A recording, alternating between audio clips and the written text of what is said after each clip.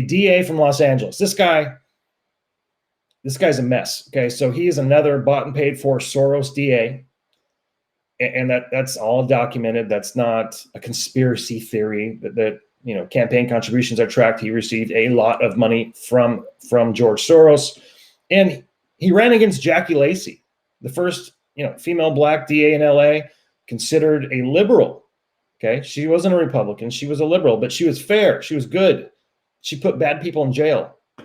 Okay, he ran against her and won, and basically he's an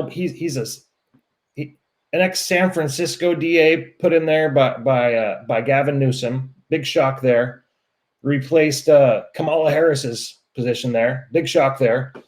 And now he's dismantling Los Angeles County. Okay, so we've got a clip. We'll play that and we'll talk some more. George Gascon was sworn in as the district attorney of the city of Los Angeles. Gascon's campaign received millions of dollars from George Soros. They have to commit crimes. They're poor, so this is what they do. That's insulting, of course. It is racist. Right now, it feels like we don't have anyone on our side. The families of those victims are outraged. When I heard of the special enhancement being removed, I was devastated. It was as though George Gascon had spit in my face and punched me right straight in the stomach and knocked the wind out of me. Do we follow the directives of our office and violate the law? Or do we follow the law and violate the directives of our office? His policies put victims first. Mr. Gascon, how you can do this to families. There are others out there that are going to be going through the same thing. And it's not fair that they don't have the rights that the criminals do. How dare you? All right, so now you're getting a feel for George Gascon. He's much more of a public defender, trying to get crooks off than he is a district attorney. He's in the wrong office. He's getting sued by his own people. The LA District Attorneys Association, the union for DAs, is suing George Gascon. Why is that? Because he's an absolute mess, and he makes Los Angeles less safe. So let's go over some of the things that he's all about, right?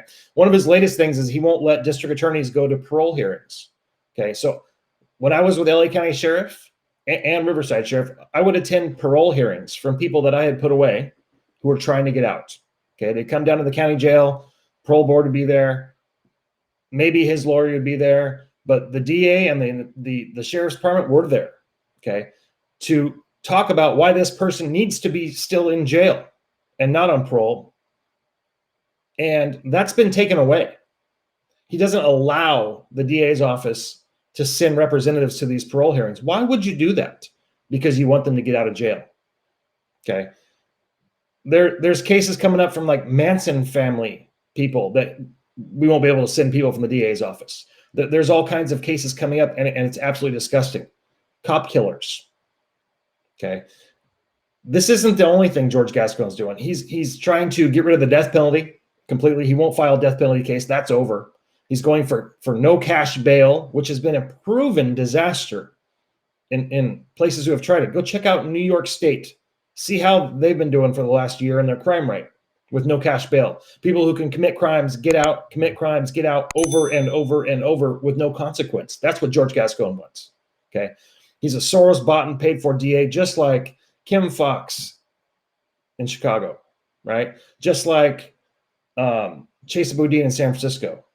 These people do not want a safer community. They want to destroy the criminal justice system from the inside, and that's what they're doing. Okay, so Gascon's big thing is no enhancements. He doesn't want these enhancements because they're racist, right? They're racist. Everything's racist now, right? The enhancements are like gang enhancements. In California, if you could prove that a crime was committed to further a gang, you could do a gang enhancement, give them more time. So if you have a gangster doing robberies to support the gang, gangster selling dope to support the gang, gangster shooting people to support the gang, you can put them in jail for more time to keep people more safe because they're predators. He's getting rid of that, and he's going retroactive. When he first came in office, he was trying to go back and go back to the courts and take off these enhancements and reduce sentences on people already in prison for violent crimes, okay? He published a big list, like a laundry list of crimes that he will no longer prosecute, what he calls, minor crimes, that don't matter: prostitution, drunk in public, drugs in public, possession of some drugs. Here's how it works. If you take away the tools from police to arrest people and put them in jail, then all we do is respond to violence and pick up the pieces afterwards. If we don't have a way to put people in jail for guns and drugs and for small crimes before they commit the big crimes, then literally all we do is respond to violence and pick up the pieces. It doesn't make anybody safe. Okay. Would you rather arrest the guy with the gun on the way to shoot somebody and put him in jail? Or would you rather arrest the guy after he shot two people? Which makes more sense to you? Okay. That's the purpose of it. If you don't have tools and crimes and things that we can actually prosecute that are somewhat smaller, then how are you going to get bad guys off the street before they commit a serious crime and hurt people? You're not. Okay. You just aren't. George Gascon is terrible for Los Angeles. Now, you're starting to see a lot of pushback. Like I said, the LA DA's office is suing. Sheriff of LA County, Alex Villanueva, who is a self-branded progressive who I usually don't agree with much about, is fighting back hard. He's very active and social, doing a lot of press against Gascon. They're sending deputies to these parole hearings to make sure that these victims' families are represented. And that is the job of George Gascon, is to represent the victims of these crimes. He acts more as if he wants to represent the criminals themselves. That's not his job. His job is to protect the people of Los Angeles County and protect the victims of these crimes. And he's doing a horrible job. He's absolutely trash. Good news is, since he's only been in office since January, he can't be recalled yet. But the good news is, in March, it'll be 90 days and he can be recalled. There's already a recall effort brewing for George Gascon. If you are a Los Angeles County resident, I urge you to go to recallgeorgegascon.com, get involved, get active, because if you don't, you will be less safe. Los Angeles County is already a violent place.